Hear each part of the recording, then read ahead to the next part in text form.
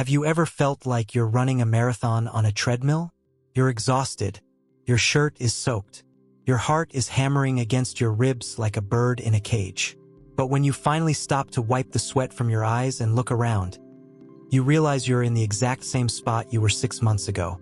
Same room, same bank account, same level of stress. Most people think they have a time problem. They say, if I just had 26 hours in a day, I'd finally launch that business, or get in shape, or write that book. But I'm going to be honest with you, and it might sting. You don't have a time problem. You have a leak. Your energy is leaking through a dozen tiny holes, and you're trying to fill a bucket that's already empty. There's an old legend about a young man named Kael.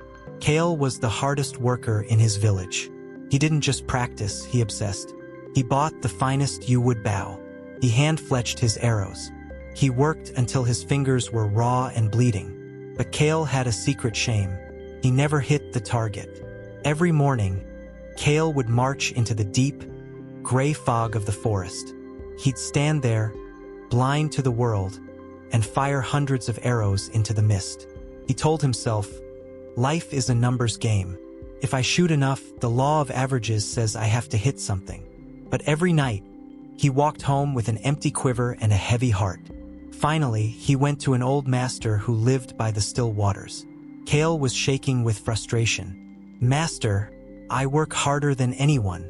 I'm faster, stronger, and more disciplined. Why do I have no trophies? Why do I have no results? The master didn't even look up. He gestured to the pond. Throw a handful of pebbles into the water. Kael grabbed a fistful and tossed them. The surface exploded into 1,000 weak, chaotic ripples. They collided, canceled each other out, and vanished. Now, the master said, take just one stone, the heaviest one you can find.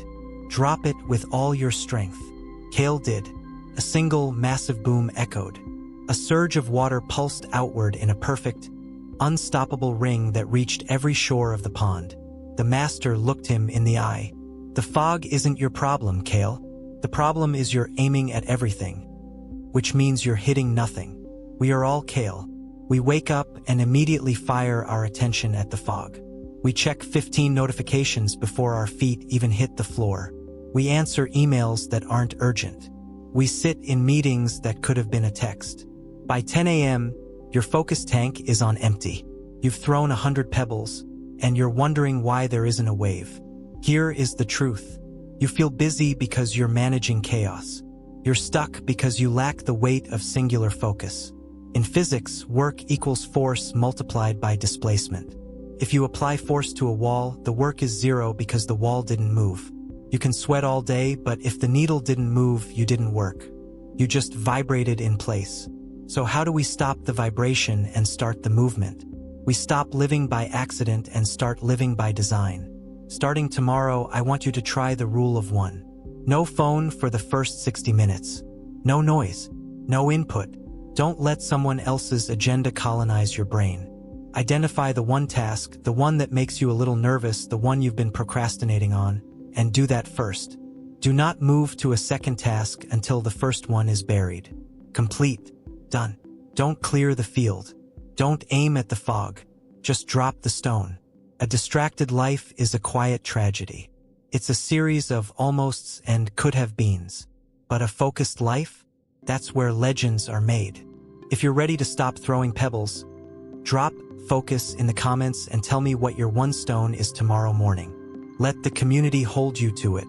And if you're tired of the fog, hit that subscribe button. We don't just work hard here, we work right. I'll see you in the next one.